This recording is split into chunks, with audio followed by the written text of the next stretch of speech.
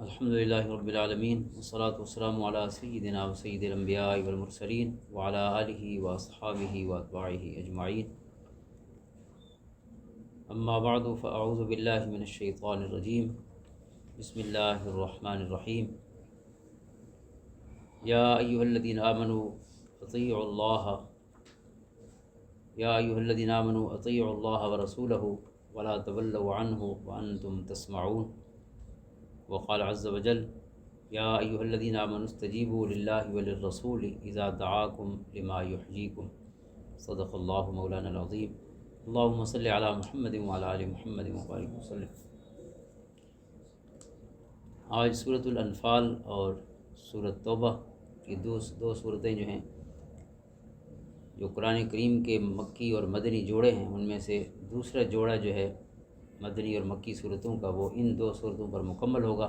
یعنی سورۃ الانعام اور سورۃ الاعراف دو مکی صورتیں تھیں، اور یہ دو مدنی صورتیں ہیں، سورۃ الانفال اور سورۃ توبہ۔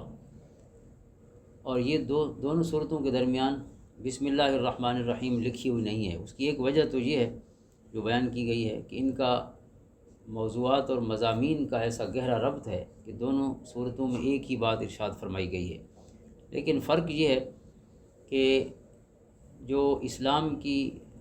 جنگی مہمات ہیں یا جو جہاد کا سلسلہ شروع ہوا،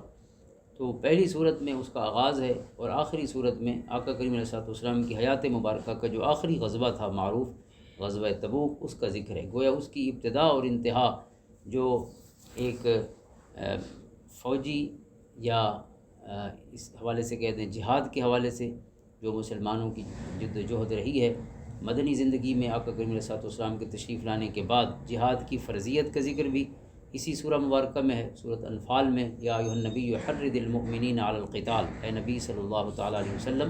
اہل ایمان کو آپ ابھاریں اور جذبہ ان کے اندر پیدا فرمائیں جہاد کے حوالے سے۔ تو پہلی جو سورہ مبارکہ ہے یعنی سورۃ انفال، اس میں غزوہ بدر کا ذکر ہے، اور آخری صورت میں وہ غزوہ تبوک کا ذکر ہے، اور یہ واقعی پہلا اور آخری غزوہ ہے۔ ویسے آقا کریم علیہ السلام کے جو غزوات ہیں ان کی تعداد 28 ہے۔ 28 وہ جنگی مہمات ہیں جن میں حضور علیہ السلام بنفس نفیس شریک ہوئے، اسے غزوہ کہتے ہیں، اور جس میں آقا خود شریک نہیں ہوئے، کسی اور کو آپ نے سربراہی عطا فرمائی اور سپہ سالار بنایا، اسے سریہ کہتے ہیں، اس کی جمع ہے سرایا۔ تو غزوات اور سرایا، تو 54 کے قریب جو ہیں وہ سرایا ہیں۔ یہ ٹوٹل ملا کے 82 فوجی مہمات بنتی ہیں جو 10 سالہ مدنی زندگی میں ہمارے پاس محفوظ ہیں سیرت طیبہ میں۔ تو ان دونوں صورتوں میں یعنی موضوع کی ایک مماثلت ہے انتہائی، اس کی وجہ سے بسم اللہ الرحمن الرحیم نہیں لکھی گئی، ایک وجہ یہ بیان کی گئی ہے۔ لیکن اور بھی وجوہات ہیں۔ حضرت عثمان غنی رضی اللہ تعالیٰ نے اس کی یہ وجہ بیان فرمائی کہ آقا کریم علیہ السلام نے، چونکہ یہ آخری صورت ہے، سورۃ التوبہ جو ہے جس کے شروع میں بسم اللہ لکھی ہوئی نہیں ہے، یہ قرآن کریم کی باعتبار نزول کی آخری صورت ہے، 114 نمبر ہے اس کا، اور جبکہ سورۃ انفال جو ہے اس کا باعتبار نزول کے نمبر 88 ہے، یعنی وہ سورۃ بقرہ کے بعد ہے سورۃ انفال، جو کہ بدر سب سے پہلے ہے، دوسرے سال ہجرت کے مدینہ طیبہ میں حضور تشریف لائے۔ تو حضرت عثمان غنی رضی اللہ تعالیٰ فرماتے ہیں کہ آقا کریم علیہ السلام چونکہ یہ آخری دور میں آپ کی حیات مبارکہ کے آخری دنوں میں نازل ہو رہی تھی ابھی، اور ہمارا خیال تھا کہ آپ صلی اللہ علیہ وسلم خود کلوز فرما کے جب اگلی صورت شروع ہوتی تو آپ فرما دیتے یہ نیکسٹ صورت ہے، تو ہم اس انتظار میں تھے کہ حضور فرمائیں گے کہ یہ مکمل ہو گئی، تو ہم اس کو اس کے ساتھ ہی پڑھتے رہے موضوعات کی یعنی مماثلت کی وجہ سے۔ تو ہم آپ سے پوچھ نہیں سکے کہ اس کے شروع میں بسم اللہ الرحمن الرحیم پڑھنی ہے یا نہیں پڑھنی۔ ایک یہ روایت ہے عثمان غنی رضی اللہ عنہ کی، اور ایک حضرت علی المرتضیٰ رضی اللہ عنہ کی روایت ہے، اور وہ اس حوالے سے زیادہ مستند بھی لگتی ہے اور زیادہ معقول سمجھ میں آنے والی بھی ہے۔ وہ فرماتے ہیں کہ چونکہ یہ واحد صورت ہے جو اعلان جنگ سے شروع ہوئی ہے، اور بسم اللہ الرحمن الرحیم جنگ کا اعلان نہیں ہے، وہ محبتوں کا اعلان ہوتا ہے، اس میں اللہ کی رحمت اور اللہ تعالیٰ کے رحمان اور رحیم ہونے کی مبارک صفات جو ہیں ان کو بیان کیا جاتا ہے۔ اور یہ تو ہے براءۃ من اللہ و رسول، اللہ تعالیٰ نے اعلان برات اور اعلان لا تعلقی اور بیزاری فرما دیا کفار اور مشرکین سے۔ اور اس کے بعد جو پہلی آیات ہیں اس کی شروع والی، ان میں فَإِذَا انْسَلَخَ الْأَشْهُرُ الْحُرُمُ فَاقْتُلُوا الْمُشْرِكِينَ حَيْثُ وَجَدتُّمُوهُمْ وَخُذُوهُمْ وَاحْصُرُوهُمْ وَاقْعُدُوا لَهُمْ كُلَّ مَرْصَدٍ، کہ جب یہ حرمت والے مہینے ختم ہو جائیں تو مشرکین کو قتل کرو، انہیں قید کرو، اور وَاحْصُرُوهُمْ ان کا محاصرہ کرو، وَاقْعُدُوا لَهُمْ كُلَّ مَرْصَدٍ ہر راستے پر بیٹھو، ان کو پورے جزیرہ نما عرب میں اب زندہ نہیں چھوڑنا، یعنی یہ آخری اعلان جنگ تھا۔ اور اسی سورہ مبارکہ میں سورہ توبہ میں پھر وہ آیات بھی ہیں جن میں فرما دیا گیا کہ یا ایھا الذین آمنوا انما المشرکون نجس فلا یقربوا المسجد الحرام بعد عامہم ھذا، کہ مشرک جو ہیں یہ نجس ہیں، آج کے بعد مسجد حرام میں داخل نہیں ہوں گے۔ تو یہ آخری حج تھا وہ 9 ہجری کا، جب پہلی دفعہ حج فرض ہوا تو حضرت ابوبکر صدیق رضی اللہ تعالیٰ عنہ آپ نے ان کو امیر بنایا اور وہ تشریف لے گئے۔ تو پیچھے یہ آیات اتری سورۃ توبہ کی جن میں یہ کہا گیا، ان کا تقاضا تھا کیونکہ یہ اعلان برات تھا مشرکین سے، تو لہٰذا یہ اعلان کرنا تھا کہ آج کے بعد کوئی مشرک حالت شرک میں وہ حج کے لیے نہیں آئے گا، مسجد حرام میں داخل نہیں ہوگا۔ تو حضور علیہ السلام نے پیچھے حضرت علی جو حضرت ابوبکر رضی اللہ عنہ جو کہ روانہ ہو چکے تھے 300 کے قریب قافلہ لے کر کے پہلے یعنی حج کے امیر بن کے، تو پیچھے یہ آیت اتری تو آقا کریم علیہ السلام نے حضرت علی اور مرتضیٰ رضی اللہ تعالیٰ عنہ کو بلایا اور ان کو اپنی اونٹنی مبارک حوالے فرمائی، قصوہ اونٹنی جو حضرت ابوبکر نے خریدی تھی اس کے موقع پر، ہجرت کے موقع پر، اور اس یہ اونٹنی بھی معمور من اللہ تھی اور معمورۃ من اللہ تھی۔ کئی موقع پر آقا کریم علیہ السلام نے فرمایا، جیسے ہجرت کا موقع آپ تشریف لائے تو سب نے عرض کیا کہ حضور ہمارے گھر میں تشریف رکھیے اور ہمیں میزبانی کا موقع عطا فرمائیے۔ تو حضور علیہ السلام نے فرمایا کہ دعوها فإنها معمورۃ من اللہ، اس اونٹنی کو چھوڑ دو، یہ اللہ کے حکم سے جا رہی، تو جہاں بیٹھے گی وہیں ہمارا ٹھکانہ ہوگا۔ تو حضرت ایوب انصاری رضی اللہ تعالیٰ کے گھر کے سامنے بیٹھی۔ اسی طرح صلح حدیبیہ کے موقع پر بھی اونٹنی بیٹھ گئی، حالانکہ ابھی مکہ سے کچھ فاصلہ باقی تھا، تو صحابہ کرام علیہم الرضوان نے سمجھا کہ شاید یہ تھک کے بیٹھی ہے، تو انہوں نے حل حل کہا، یعنی اونٹنی کو اٹھنے کا اشارہ کیا۔ تو حضور علیہ السلام نے فرمایا کہ ما حل حل انہا معمورۃ من اللہ، یہ اللہ کے حکم سے بیٹھی ہے، لہٰذا اس سال آگے نہیں جا سکتے۔ یہی عمرے کا سفر ختم، پھر اگلے سال 7 ہجری میں حضور تشریف لے گئے۔ تو اسی اونٹنی یعنی قصوہ پر ہی حضرت علی اور مرتضیٰ رضی اللہ عنہ تشریف لے گئے، اور یہ قصوہ اونٹنی جو حضور نے عطا فرمائی یہ علامت نبوت کے طور پر جا رہی تھی، کیونکہ قرآن کی آیتیں تو یا نبی عطا فرما سکتا ہے یا جس کے پاس کوئی علامت نبوت ہو۔ تو حضور علیہ السلام کی نشانی کے طور پر حضرت علی جو ہیں وہ اس اونٹنی پر سوار ہوئے۔ اور دوسری بات یہ تھی چونکہ ایک معاہدے کو ختم کرنے کا معاملہ تھا، تو عرب میں یہ رواج تھا کہ جو معاہدہ کرنے والا ہے اس کا کوئی خونی رشتہ دار ہی ختم کر سکتا ہے، یا اس میں جو بھی اضافہ یا ترمیم ہو سکتی ہے۔ تو حضرت علی ہی آقا کریم علیہ السلام کے خونی رشتے میں قریب ترین تھے، تو وہ تشریف لے گئے، لہٰذا حج کے امیر تو حضرت ابوبکر رضی اللہ عنہ ہی تھے، لیکن ان آیات کو پڑھ کر اور جو برات کا اعلان اللہ کی طرف سے کیا وہ حضرت علی اور مرتضیٰ رضی اللہ عنہ نے 9 ہجری پہلی حج کے موقع پر کیا۔ تو اب ان دونوں صورتوں کو الگ الگ بھی دیکھ لیتے ہیں۔ صورت جو انفال ہے، انفال نفل کی جمع ہے، ویسے یہ اضافی چیز یعنی خصوصاً یہ جو مال غنیمت ہے، یہ پہلی دفعہ چونکہ غزوہ بدر جو ہے پہلی جنگ تھی اسلام کی، اور ابھی غنیمت کے کوئی احکام نازل نہیں ہوئے تھے کہ اگر دشمن کا کوئی مال ہاتھ آئے تو اسے کس طرح تقسیم کرنا ہے۔ تو شروع والی آیت جو ہے سب سے پہلی آیت نمبر 1 جو ہے وہ بھی یہی بات کرتی ہے، یسألونک عن الانفال قل الانفال للہ والرسول۔ سب سے پہلے تو یہ فرما دیا کہ جو ملتا ہے اس کا اصل حقدار اللہ کا ہے اور وہ اللہ کے رسول کا ہے، مال اصل حقدار وہ ہے۔ ہاں اس کے بعد تقسیم کا جو آگے 10ویں پارے کی پہلی آیت میں پھر وہ طریقہ مبارک ارشاد فرمایا، وَاعْلَمُوا أَنَّمَا غَنِمْتُم مِّن شَيْءٍ فَأَنَّ لِلَّهِ خُمُسَهُ وَلِلرَّسُولِ وَلِذِي الْقُرْبَىٰ وَالْيَتَامَىٰ وَالْمَسَاكِينِ وَابْنِ السَّبِيلِ إِن كُنتُمْ آمَنتُم بِاللَّهِ۔ تو وہ خمس یعنی اللہ اور اس کے رسول صلی اللہ علیہ وسلم، ان کے رشتہ داروں، اور پھر وہ بیان کر دیا، اور 4 حصے جو ہیں وہ مجاہدین میں تقسیم ہوں گے۔ تو اسی نسبت سے سورہ مبارکہ کا نام انفال ہے۔ اور اگر یہ چاروں صورتوں کو ایک ترتیب سے دیکھیں، یعنی 2 پہلی مدنی صورتیں جو مکہ کی آخری صورتیں تھیں، اور یہ مدینہ طیبہ کی گویا اوائل میں ایک صورت ہے اور ایک آخر میں ہے، سب سے آخر میں سورۃ توبہ ہے،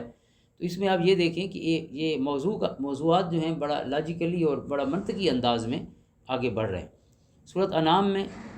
چونکہ آخری دن تھے مکہ کے، تو آقا کریم علیہ السلام نے اللہ رب العزت کا یہ کلام پہنچایا جس میں آخری دعوت دی گئی تھی بنی اسماعیل کو، خصوصاً قریش مکہ کو، اللہ کی طرف سے اللہ کی نعمتیں یاد دلا کے۔ سورۃ اعراف میں دعوت ہی دی گئی لیکن تنبیہ اور وارننگ کے انداز میں کہ یہ آخری موقع تمہیں دیا جا رہا ہے سدھرنے کا، اس لیے اس میں سب عذاب کا ذکر ہے، جیسے جو کل ہم نے پھر پڑھا سورۃ اعراف میں مختلف اقوام پر جو عذاب آتے رہے ان کا ذکر ہے۔ تو عذاب کا مطلب ہی یہ ہے کہ انہیں وارننگ دی جا رہی ہے اور انہیں ڈرایا جا رہا ہے۔ تو اور پھر اگر آپ سورۃ انفال کی طرف آئیں تو اس میں وہاں تو وارننگ تھی اور ڈرایا گیا تھا، لیکن جہاں اس میں مزید ایک اضافہ ہے، اور وہ یہ ہے کہ یہاں پہلا عذاب کی پہلی قسط قریش پر اتری ہے۔ یعنی سورۃ انفال میں کہا گیا انہیں، جنہوں نے کہا تھا کہ اگر آپ سچے ہیں تو فامطر علینا، تو ہم پر جو ہیں وہ پتھروں کی بارش آسمان سے ہو جائے، نعوذ باللہ، اگر آپ سچے ہیں تو اتنی بڑی بات کی انہوں نے۔ تو اللہ تعالیٰ نے فرمایا وما کان اللہ لیعذبہم وانت فیہم، اے محبوب صلی اللہ علیہ وسلم آپ ان کے درمیان جب تک تشریف فرما ہیں تو اللہ کا عذاب نہیں آئے گا۔ وما کان اللہ معذبہم وہم یستغفرون، اور جب تک اللہ سے معافی مانگنے والے لوگ موجود رہیں گے پھر بھی اللہ کا عذاب نہیں آئے گا۔ تو حضور علیہ السلام کو جب اللہ کا حکم ہوا آپ نے ہجرت فرمائی تو پیچھے عذاب کا فیصلہ ہو گیا۔ تو یہ جو بدر ہے یہ عذاب کی ایک شکل ہے۔ وہی الفاظ ہیں جو اللہ تعالیٰ نے اس سے پہلے قوم عاد کے لیے بولے، یعنی ان کی جڑ کاٹ دینا، وہی کلمات یہاں قرآن کریم نے بولے ہیں، لِيُحِقَّ الْحَقَّ بِكَلِمَاتِهِ وَيَقْطَعَ دَابِرَ الْكَافِرِينَ۔ یہ جو جنگ تھی یعنی غزوہ بدر تھا، ہم کافروں کی جڑ کاٹنے کے لیے ہم نے یہ تم پر مشروع فرمایا اور لازم فرمایا۔ اور اس میں آپ دیکھتے ہیں کہ 70 جو رؤسائے قریش تھے سب سے بڑے، اس میں عتبہ بن ربیعہ اور ابو جہل، یہ بڑے معروف نام ہیں۔ تو یہ سارے جو یعنی سب سے بڑے سرغنے تھے، جو 70 کافر مارے گئے بدر میں، تو وہ چھوٹے لوگ نہیں تھے، پوری کریم تھی مکہ کی۔ یعنی مکہ کا یہ جو فرسٹ لیئر تھی ان کی پوری، یعنی جو بڑے لوگ تھے عمر میں بھی اور مرتبے میں بھی اور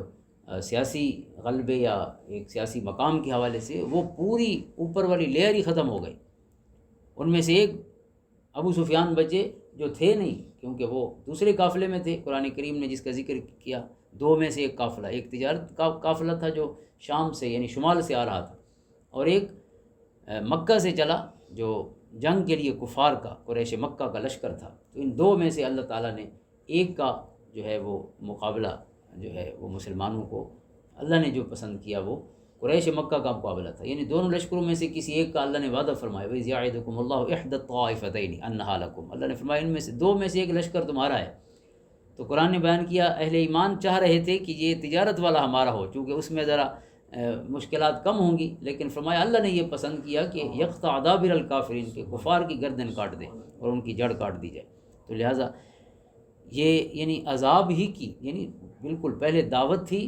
پھر دعوت میں وارننگ شامل ہوئی دوسری صورت میں، اور وارننگ کے بعد اب عذاب آ گیا، اور فائنل عذاب کیا ہے وہ پھر توبہ جو صورت ہے اس میں بالکل عذاب کی آخری شکل ہے کہ پورے جزیرہ نما عرب سے مشرکین کا خاتمہ۔ قرآن کریم نے جس طرح فقتلوا کا قاتلوہم کا لفظ ہے، انہیں قتل کر،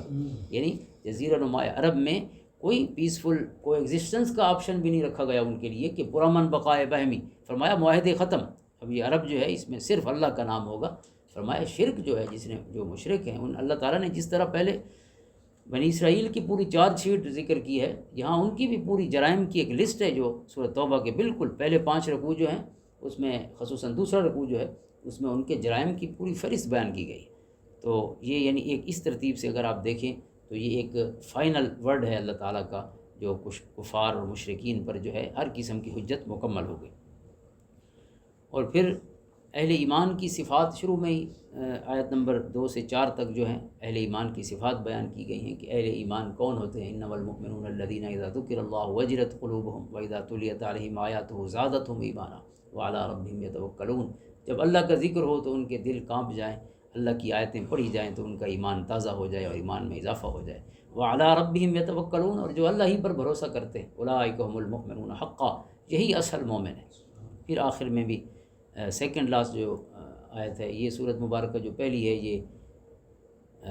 75 آیات پر مشتمل ہے، تو ان میں سے جو آیت نمبر 74 ہے اس میں بھی اہل ایمان کی ایک صفت بیان کی گئی، والذین آمنوا وہاجروا وجاہدوا فی سبیل اللہ والذین آووا ونصروا اولئک هم المؤمنون حقا لهم مغفرۃ ورزق کریم، جو ایمان لائے، جنہوں نے جہاد کیا، اپنے گھر بار چھوڑے، اور پھر جنہوں نے ٹھکانہ دیا اہل ایمان کو، یعنی مہاجر اور انصار دونوں اس میں شامل فرمایا۔ والذین آووا ونصروا، پناہ دینے والے کون تھے اور مدد کرنے والے کون تھے؟ یہ اہل مدینہ کے اوس و خزرج جو حضور علیہ السلام کے غلام تھے۔ تو اس کے بعد پھر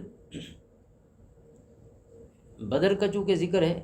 اور اس میں اللہ تعالیٰ کی مدد و نصرت جس انداز میں اتری اس کا بھی ذکر ہے، اس میں اللہ تعالیٰ کے احسانات ہیں کہ ایک تو ملائکہ کی صورت میں اللہ تعالیٰ کی فوج آئی غیر مری جو نظر نہیں آ رہی تھی، پھر باران رحمت نازل ہوئی، اور مسلمان جو ہیں ان کے حصے میں جو جگہ آئی تھی وہ ریت والی تھی، تو جب بارش ہو گئی تو وہ ریت جم گئی اور پھر پانی نہیں تھا ادھر، کفار نے اس جگہ پہ پہلے قبضہ کیا ہوا تھا، اس حصے پہ جو یعنی پکا بھی تھا، پتھریلی زمین تھی نسبتاً اچھی تھی، اور پھر پانی بھی ادھر ہی تھا، تو پانی کے واحد سورس پر بھی ان کا قبضہ تھا، اور ادھر ریت تھی ساری، چلنا بھی، تو جنگ ظاہر ہے دو بدو کی لڑائی تھی، تو اس میں یہ مشکلیں تھیں، تو اللہ تعالیٰ فرماتا ہے کہ باران رحمت بھیج کر ہم نے یہ سارے مسئلے حل فرما دی، زمین جم گئی اور پانی کا مسئلہ بھی حل ہو گیا۔ اور پھر ایک خاص چیز جس کا قرآن نے کئی جگہ ذکر کیا ہے کہ ہم نے سکینہ تمہارے دلوں پہ سکون نازل کیا، یعنی جنگ کی رات ہو تو بندے کو پوری رات نیند نہیں آتی، فرمایا ہم نے تمہیں اتنی میٹھی اور پیاری نیند عطا فرمائی کہ جب صبح اٹھے تو بالکل تر و تازہ اور فریش ہو کر، تو یہ دولت ہے۔ اور پھر فرمایا فلم تقتلوہم ولکن اللہ قتلہم، اے ایمان والو بظاہر تو تم لڑ رہے تھے لیکن اصل اللہ ہی لڑ رہا ہے، وما رمیت اذ رمیت ولکن اللہ رمی، اے محبوب جب آپ نے پتھر پھینکے آپ نے نہیں پھینکے، آپ کے رب نے پھینکے۔ تو یہ خوبصورت کلمات جو ہیں اللہ تعالیٰ نے اپنے احسانات کے طور پہ بیان فرمائے۔ اور پھر اہل ایمان کو چند خاص ہدایات بھی اس میں عطا فرمائی گئی ہیں۔ ایک تو یہ ہے کہ قاتلوہم حتی لا تکون فتنہ، کہ جہاد کا مقصد کوئی زمین کا ٹکڑا حاصل کرنا نہیں، فتنہ ختم کرنا ہے اور اللہ کے دین کو غالب کرنا ہے، اس کا مقصد بیان فرما دیا گیا۔ پھر فرمایا جنگ کے لیے ہمیشہ تیار ہو، اعدوا لہم ما استطعتم من قوۃ ومن رباط الخیر ترہبون بہ عدو اللہ وعدوکم، اپنے گھوڑے ہمیشہ تیار رکھو، اپنا اسلحہ تیار رکھو، جنگ کے لیے مسلمان کو جہاد کے لیے ہمیشہ تیار رہنا چاہیے۔ اور پھر فرمایا معاہدوں کی پابندی کے باب میں کہ جس کے ساتھ تمہارا معاہدہ ہو وہ غیر مسلم مشرک بھی ہے تو اس کے معاہدے کے دوران اسے دھوکہ نہیں دینا، ہاں پہلے کہیں اسے معاہدہ ختم کریں، اس کے بعد آپ جو بھی اس کے خلاف عمل اٹھانا ہو تو اٹھا سکتے ہیں، لیکن مسلمان کو یہ اجازت نہیں کہ کسی کافر سے اس کا معاہدہ ہو تو معاہدے کے دوران دھوکہ دے، اسے منع فرمایا گیا۔ پھر میدان جنگ سے بھاگنے سے منع کیا گیا اہل ایمان کو خطاب کر کے، خصوصاً یا ایھا الذین آمنوا اذا لقیتم الذین کفروا زحفا فلا تولوهم الادبار، کہ اگر میدان جنگ میں کفار کے مقابلے میں آؤ تو کبھی پیٹھ مت پھیرنا، یہ سب سے بڑا گناہ ہے پیٹھ پھیر جانا، ہاں کسی حکمت عملی سے پسپائی اپنائی جا سکتی ہے لیکن ڈر اور خوف کی وجہ سے نہیں۔ پھر فرمایا یا ایھا الذین آمنوا، آیت نمبر 45 میں، اذا لقیتم فئۃ فاثبتوا واذکروا اللہ کثیرا لعلکم تفلحون، کہ جب جنگ کے لیے آؤ تو پھر ایک تو ثابت قدم رہو اور کثرت سے اپنے رب کو یاد کرو، یعنی حالت جنگ میں بھی اللہ کو یاد کرنا ہے، مومن کے پاس سب سے بڑا ہتھیار جو ہے رجوع اللہ ہے۔ اور پھر وہاں فرمایا کہ تفرقہ بازی سے اور گروہ بندی سے بچنا، چونکہ تذہب ریحکم، اس سے تمہارا روب ختم ہو جائے گا، جتنا جمعیت اور اجتماع کی صورت میں اور اکٹھے ہوگے، جماعت کی صورت میں ہوں گے، جتنا اجتماع کی شکل میں ہوگے، اللہ تعالیٰ کی مدد و نصرت بھی ساتھ ہوگی اور دیگر اقوام پر بھی آپ کا روب ہوگا۔ لہٰذا اس کا بھی خصوصاً جنگ کی تعلیمات میں یہ بھی حکم فرمایا گیا کہ ہمیشہ اپنی جمعیت کو متاثر مت ہونے دینا۔ پھر فرمایا کہ مسلمان کی قوت کا اصل راز کیا ہے، اطیعوا اللہ والرسول، وہ اللہ کی اطاعت ہے اور اس کے رسول صلی اللہ علیہ وسلم کی اطاعت ہے۔ یا ایھا الذین آمنوا اطیعوا اللہ ورسولہ ولا تولوا عنہ وانتم تسمعون، دو آیتیں خصوصاً، ایک یہ اللہ کی اطاعت اور اس کے رسول صلی اللہ علیہ وسلم کی اطاعت، اس سے رخ نہیں پھیرنا۔ پھر فرمایا یا ایھا الذین آمنوا استجیبوا للہ وللرسول اذا دعاکم لما یحییکم، اے ایمان والو جب اللہ اور اس کا رسول بلائیں تو بغیر کسی سستی کے اور بغیر کسی ایک لمحے کی بھی تاخیر کے حاضر ہو جاؤ۔ اور پھر فرمایا یا ایھا الذین آمنوا لا تخونوا اللہ والرسول، اللہ اور اس کے رسول سے خیانت مت کرنا، اور ولا تخونوا اماناتکم، یا ایھا الذین آمنوا لا تخونوا اللہ والرسول وتخونوا اماناتکم وانتم تعلمون، نہ اہل ایمان کو دھوکہ دینا، نہ اللہ اور اس کے رسول کو دھوکہ دینے کی کوشش کرنا۔ یا ایھا الذین آمنوا ان تتقوا اللہ یجعل لکم فرقانا ویکفر عنکم سیئاتکم ویغفر لکم، اے ایمان والو اللہ سے ڈرتے رہو، اگر دل میں اللہ کا خوف ہوگا تو اللہ تعالیٰ تمہیں فرقان عطا فرما دے گا۔ اور یہ فرقان کیا چیز ہے؟ یہ وہ صفت ہے کہ جو مومن کی آنکھوں میں حق اور باطل کی تمیز کا ایسا نور پیدا کر دیتی ہے اس کے دل میں اور اس کی آنکھ میں، کہ وہ شکلوں سے ہی اندر جو چیز موجود ہوتی ہے حق یا باطل ان دونوں کو پہچان لیتا ہے۔ تو اس کے بعد پھر جنگی قیدیوں کا مسئلہ جو ہے اس کا بھی ذکر ہے اس سورہ مبارکہ میں، چونکہ وہ بھی پہلی دفعہ ہوا تھا، 70 کفار جو ہیں وہ قیدی بنائے گئے، تو حضرت عمر رضی اللہ عنہ کی رائے تھی کہ ان سب کو قتل کر دیا جائے، تو اللہ تعالیٰ کی جو بعد میں اللہ تعالیٰ کی رضا جو ہے آیات کریمہ کی صورت میں سامنے آئی تو وہ بھی حضرت عمر کی موافقت میں آئی، لیکن چونکہ حضرت ابوبکر صدیق رضی اللہ عنہ دیگر اہل ایمان کے مشورے سے حضور علیہ الصلوۃ والسلام انہیں فدیہ لے کر چھوڑنے کا یا جو بھی فیصلہ ہو انہیں قیدی بنانے کا فیصلہ فرما چکے تھے، تو قرآن نے اس کو برقرار رکھا، لیکن یہ بتا دیا کہ اللہ کی رائے جو ہے اس باب میں اللہ کی جو مبارک رضا ہے وہ حضرت عمر کی رائے کے ساتھ ہے۔ تو سورۃ توبہ میں جو ظاہر طویل صورت ہے، 129 آیات ہیں اور 16 رکوعوں پر مشتمل ہے، تو جیسے پہلے عرض کیا کہ اس کے پہلے 5 رکوع جو ہیں وہ اعلان برات پر ہیں، اعلان لا تعلقی ہے کفار سے، چونکہ معاہدہ چل رہا تھا صلح حدیبیہ کا، تو اس کے بعد انہوں نے اس معاہدے میں خود کفار مکہ نے جو ہیں وہ بہت زیادہ اس کی خلاف ورزیاں خود کی تھیں، تو اللہ رب العزت نے اس مبارک صورت میں اس کو ختم کر دیا۔ اور اس کے بعد 3 گروہوں کا ذکر اس میں خصوصاً ہے پوری سورہ مبارکہ میں۔ ظاہر مشرکین سے تو اعلان برات ہے، تو ان کا ذکر تو سب سے پہلے ہے، لیکن باقی 3 گروہ جو ہے نا، بلکہ ان سے بھی پہلے ایک اور گروہ یعنی اہل کتاب کا بھی ذکر ہے، اور ان کے خلاف بھی اس میں بالکل فائنل بات ہے۔ قاتل الذین لا یؤمنون باللہ ولا بالیوم الآخر ولا یحرمون ما حرم اللہ ولا یدینون دین الحق من الذین اوتوا الکتاب، تو ان سب کے بارے میں ان کے خلاف بھی جہاد کا ذکر ہے، لیکن حتی یعطوا الجزیۃ عن ید وہم صاغرون، ان کے لیے ایک آپشن اور اضافی ہے، یعنی اسلام یا تلوار یا جنگ اور یا جزیہ، یعنی اگر وہ سیاسی اطاعت قبول کر لیں اور اپنا جو پرسنالٹی ٹیکس ہوتا ہے وہ ادا کریں اسلامی ریاست کو، تو وہ رہ سکتے ہیں، ورنہ انہیں رہنے کی اجازت نہیں۔ تو اس کے علاوہ جو پھر 3 گروہ میں عرض کر رہا تھا، تو وہ 3 گروہ ایک تو سچے ایمان والے ہیں، ان کا ذکر قرآن نے اس سورہ مبارکہ میں بہت کیا، چونکہ تمام غزوات اب گزر چکے تھے، اور خصوصاً آخری غزوہ جو ہے تبوک کا اس کا ذکر ہے۔ اور منافقین جس طرح ہر غزوہ میں نہیں گئے، کیونکہ جان دینا تو صحیح سچے بندے کا کام ہے نا، یہ دھوکے سے جان تو کوئی نہیں دے سکتا، باقی کام تو دھوکے میں نمازیں بھی پڑھی جا سکتی ہیں سارے کام، لیکن جان دینا تو بڑا مشکل کام تھا، تو جنگ سے ہمیشہ بھاگ جاتے تھے، تو ان کا ذکر اس میں ان کے لیے بھی یہ گویا ایک فائنل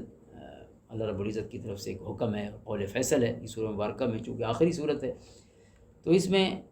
حکم فرمایا یا ایھا النبی جاہد الکفار والمنافقین واغلظ علیہم، اے نبی صلی اللہ علیہ وسلم کفار سے بھی جہاد کرو اور منافقین سے بھی، اور سختی کرو ان پر۔ اور حضور علیہ السلام کو حکم فرمایا، یعنی منافقین جو تھے جو جنگ سے پیچھے رہنے والے تھے، دوسروں کو کہتے تھے قالوا لا تنفروا فی الحر قل نار جہنم اشد حرا، کہ اتنی گرمی میں کہاں جا رہے ہو؟ غزوہ تبوک شدید گرمی میں ہوا، جس کو قرآن نے بھی غزوہ اسرہ فرمایا اسی سورہ مبارکہ میں، لقد تاب اللہ علی النبی والمہاجرین، کہ اللہ تعالیٰ نے محبت کے ساتھ توجہ فرمائی نبی پاک صلی اللہ علیہ وسلم پر اور آپ کے ان مہاجرین انصار غلاموں پر، الذین اتبعوہ فی ساعۃ العسرہ، جنہوں نے تنگی کی گھڑی میں آپ کا ساتھ نبھایا اور آپ کی اتباع کی۔ تو شدید یعنی تنگی والے اس غزوہ میں جو مسلمان شریک ہوئے، اللہ تعالیٰ نے ان کی صفات اور ان کی شانیں اس میں بیان فرمائی، اور خصوصاً ان کے وَأُولَٰئِکَ هُمُ الْفَائِزُونَ کی صورت میں ان کے اعزازات بیان فرمائے کہ یہی اصل کامیاب لوگ ہیں، الذین آمنوا وہاجروا وجاہدوا فی سبیل اللہ باموالہم وانفسہم اعظم درجۃ عند اللہ، اللہ کے حضور سب سے بڑا مقام ان کا ہے جنہیں اپنے جانیں اور اپنے مال اللہ کے لیے پیش کر دی۔ یہی غزوہ تھا جس میں حضرت ابوبکر صدیق رضی اللہ تعالیٰ عنہ اپنے گھر کا سارا سامان اٹھا کے تشریف لائے، حضرت عمر رضی اللہ تعالیٰ عنہ آدھا مال لے کے آئے تھے، حضرت عثمان غنی رضی اللہ تعالیٰ عنہ نے سینکڑوں اونٹوں کی صورت میں اور ہزاروں دیناروں کی صورت میں مدد فرمائی تھی، اور جو یعنی مال سے بھی جہاد کرنے والے اور جانوں سے بھی جہاد کرنے والے ان ہستیوں کی قرآن نے شان اور صفتیں بیان فرمائی۔ اور منافقین کے باب میں فرمایا گیا استغفر لهم ولا تستغفر لهم ان تستغفر لهم 70 مرہ، کہ اے محبوب صلی اللہ علیہ وسلم آپ ان کے لیے استغفار کریں یا نہ کریں، یہاں تک کہ اگر آپ 70 دفعہ بھی ان کے لیے استغفار کریں اللہ ان کو معاف نہیں کرے، اور لا تصلی علی احد منهم مات ابدا ولا تقم علی قبرہ، اے محبوب صلی اللہ علیہ وسلم اس کے بعد جب یہ مر جائیں تو ان میں سے کسی کا جنازہ نہیں پڑھنا اور کسی کی قبر پہ آپ نے کھڑا نہیں ہونا۔ یعنی آپ خود سوچیں کہ جو دل کا میل ہے اور کھوٹ ہے اللہ کی بارگاہ میں کتنا بڑا جرم ہے کہ ان تمام یعنی آقا کریم علیہ السلام کے قرب میں رہ کر بھی وہ اتنے محروم ہیں کہ اللہ تعالیٰ فرما رہا ہے اسی صورت میں، ایک یہ ہے کہ مشرکین کے لیے استغفار نہ کریں، اور ایک یہ ہے کہ ان جو مسلمان ہیں بظاہر کلمہ پڑھنے والے ہیں حضور ان کے لیے استغفار کریں بھی تو اللہ معاف نہیں کرے گا، کیونکہ ان کے دل میں آپ کے لیے کھوٹ ہے، اللہ کے لیے کھوٹ ہے، اسلام کے لیے کھوٹ ہے۔ اور اگر قرآن کریم کی ان آیات کی صورت میں جو 11ویں پارے کے بالکل شروع میں ہے اور اس سورہ مبارکہ کا وہ اینڈ اور تقریباً آخر ہو جاتا ہے، اگر ان کو دیکھیں تو یہ بات اللہ تعالیٰ نے جن 3 گروہوں کا پھر ذکر فرمایا وہ بڑا واضح ہو جاتا ہے کہ ایک گروہ وہ ہے والسابقون الاولون من المہاجرین والانصار والذین اتبعوہم باحسان رضی اللہ عنہم ورضوا عنہ. ایک سابقون الاولون ہیں، سب سے پہلے کلمہ پڑھنے والے مہاجرین میں سے بھی، انصار میں سے بھی، اور پھر جنہوں نے احسان سے یعنی بڑے خوبصورت انداز میں ان کی پیروی کی، اللہ ان سے بھی راضی ہے، اور وہ معیار ہدایت ہیں، ان کے راستے میں بھی جو چل پڑا اللہ تعالیٰ ان سے بھی راضی ہے، یعنی ان کی صحیح اتباع کرنے والے جو ہیں اللہ تعالیٰ ان سے بھی راضی ہے، اور وہ اللہ سے راضی ہیں. وَأَعَدَّ لَهُمْ جَنَّاتٍ تَجْرِي تَحْتَهَا الْأَنْهَارُ خَالِدِينَ فِيهَا أَبَدًا. انہی کے لیے اللہ نے وہ مبارک جنتیں تیار فرما رکھی ہیں، یعنی یہی لوگ ہیں گویا جنتیں بھی جن پہ ناز کرے گی. ذَلِكَ الْفَوْزُ الْعَظِيمُ، یہی بڑی کامیابی ہے. جانیں تو دے گئے اور مال بھی دے گئے، لیکن اللہ فرماتا ہے اصل چیز یہ ہے ان اللہ اشتری من المؤمنین انفسهم واموالهم بان لهم الجنہ. اسی سورہ مبارکہ میں یہ بنیادی آیت بھی ہے کہ مومن کا تو سودا ہے اللہ سے، اپنی جان بھی اور مال بھی اللہ کے لیے ہے، اور اسی سودے کا نام اسلام ہے. فاستبشروا ببیعکم الذی بایعتم بہ، ساتھ یہ بھی فرمایا کہ تمہیں مبارک ہو کہ یہ بڑا اچھا سودا کیا ہے. وذالک هو الفوز العظیم، وہاں بھی فرمایا کہ یہ سب سے بڑی کامیابی. تو ایک گروہ تو یہ ہے سچے مومنوں کا، جن کی بار بار اس سورہ مبارکہ میں اور اس سے پچھلی صورت میں بھی صفات بیان کی گئی ہیں. اور دوسرا گروہ ہے وَمِمَّنْ حَوْلَكُمْ مِنَ الْأَعْرَابِ مُنَافِقُونَ، اور اے محبوب علیہ الصلوۃ والسلام آپ کے ارد گرد دوسرا گروہ ہے دیہاتیوں کا، جو منافق ہیں. وَمِنْ أَهْلِ الْمَدِينَةِ، کچھ دیہات سے ہیں، کچھ مدینہ شہر سے ہیں جو منافق ہیں. مَرَدُوا عَلَى النِّفَاقِ، جو نفاق پر ڈٹے ہوئے ہیں، اور اتنے ماہر منافق ہیں کہ لا تعلمہم نحن نعلم، اے محبوب صلی اللہ علیہ وسلم آپ بھی انہیں پہچان نہیں پاتے ان کی ظاہری شکل اور انداز سے، لیکن رب جانتا ہے. سنعذبہم مرتین، ان کو ہم دگنا عذاب دیں گے. ثم یردون الی عذاب عظیم، اور پھر اس عذاب عظیم کی طرف لوٹائے جائیں. تو دنیا میں عذاب یہ تھا کہ آقا کریم علیہ الصلوۃ والسلام نے، اللہ تعالیٰ نے آپ کو علم عطا فرمایا اور آپ نے ایک ایک کو مسجد سے نکالا. اخرج من المسجد فانک منافق، اخرج من المسجد فانک منافق. اور تیسرا گروہ وہ ہے جو مسلمان تھے لیکن ذرا نسبتاً کمزور مسلمان تھے، لیکن اللہ نے دونوں کا فرق بیان کیا ہے کہ منافق جو ہیں جھوٹے تھے اور بہانے کرتے تھے جنگ میں نہ جانے کی، لیکن جو چند حضور کے غلام نہیں جا سکے تھے وہ تین ہیں جن کا ذکر قرآن کریم نے فرمایا. تو انہوں نے جھوٹ نہیں بولا، نہ کوئی بہانہ کیا. عرض کی حضور ہم سے غلطی ہو گئی، ارادہ تھا کہ ہم پیچھے آپ کے پاس آ جائیں گے لیکن نہیں آ سکے، صرف ہاتھ جوڑ کے ہم معافی مانگنا چاہتے ہیں، اور کوئی عذر نہیں اور کوئی بہانہ نہیں اور کوئی جھوٹ نہیں بولا. تو اللہ تعالیٰ نے 50 دن بعد ان کی توبہ قبول فرمائی. وعلی الثلاثۃ الذین خلفوا، جو تین پیچھے رہ گئے تھے اللہ نے ان پر بھی محبت کی توجہ فرما دی. تو ہاں ان تین آیات میں جو اس گروہ کا ذکر فرمایا گیا وہ اس انداز میں ہے کہ وآخرون اعترفوا بذنوبہم خلطوا عملا صالحا وآخر سیئا، کہ تیسرا گروہ وہ ہے کہ جو کمزور ہیں لیکن مانتے ہیں کہ ہم سے گناہ ہو گیا، یعنی ضد کرنے والے نہیں ہیں، گناہ پر اصرار کرنے والے نہیں ہیں، گناہ پر اور غلطی پر اگڑنے والے نہیں ہیں، بہانے اور جھوٹ بولنے والے نہیں ہیں، وہ صاف صاف اقرار کرنے والے ہیں، اعتراف اپنے غلطی کا. خلطوا عملا صالحا وآخر سیئا، اچھے عمل بھی کرتے ہیں، کبھی غلطی بھی ہو جاتی ہے. عسى اللہ ان یتوب علیہم، عن قریب اللہ تعالیٰ انہیں بھی معاف فرما دے گا اور ان کی توبہ بھی قبول فرمائے گا. ان اللہ غفور الرحیم، بے شک اللہ تعالیٰ بخشنے والا مہربان ہے. اور اللہ تعالیٰ کی قبولیت کی وہ آیت میں نے پہلے آپ کی خدمت میں پڑھی ہے، وعلی الثلاثۃ الذین خلفوا، ان کے لیے بھی توبہ اور مغفرت کا یہ پروانہ نازل ہو گیا. تو یہ آخری سورہ مبارکہ ہے قرآن کریم کی نزول کی ترتیب سے، 114 اس کا نمبر ہے، اور اس میں جتنے موضوعات ہیں وہ سارے اس انداز میں ہیں جیسے تکمیلی انداز اور اتمام کا انداز ہوتا ہے. اور اس میں آخری جو آیت کریمہ گویا تمام اہل ایمان کے لیے ایک سبق کی حیثیت رکھتی ہے تا قیامت، وہ یہ ہے کہ قل ان کان آباؤکم و ابناؤکم و اخوانکم و ازواجکم و عشیرتکم و اموال اقترفتموها و تجارت تخشون کسادها و مساکن ترضونها احب الیکم من اللہ ورسولہ و جہاد فی سبیلہ فتربصوا حتی یأتی اللہ بامرہ، کہ اگر کوئی بھی چیز 8 محبتیں اللہ نے گنی ہیں اور کوئی محبت مادی جو ہے ان 8 محبتوں سے باہر نہیں ہو سکتی. فرمایا یہ سب محبتیں اگر اللہ اور اس کے رسول صلی اللہ علیہ وسلم اور ان کے حکم پر جہاد کی محبت پہ غالب آ جائیں تو پھر اللہ کی طرف سے عذاب کا انتظار کرنا. حضرت اقبال نے جو کہ آخری سورہ مبارکہ ہے قرآن کی اور اس کا آخری پیغام ہے، تو آپ نے اس انداز میں اس کا خلاصہ بیان کیا. بمصطفیٰ برساں خیشرا کے دی ہمعوس، اگر باؤ نہ رسیدی تمام بول حبیس، کہ محمد سے وفاتوں نے تو ہم تیرے ہیں، یہ جہاں چیز ہے کیا لوح و قلم تیرے ہیں. اللہ تعالیٰ آقا کریم علیہ الصلوۃ والسلام کی سچی محبت عطا فرمائے، آپ کی اطاعت اور آپ کی اتباع کو شرف عطا فرمائے، تمام قرآنی احکامات پر اللہ تعالیٰ ہم سب کو، تمام امت مسلمہ کو عمل کرنے کی توفیق نصیب فرمائے۔ اللہم صلی علی محمد وعلی آل محمد وبارک وسلم۔ بارک اللہ لی ولکم فی القرآن العظیم ونفعنی وإیاکم بالآیات والذکر الحکیم۔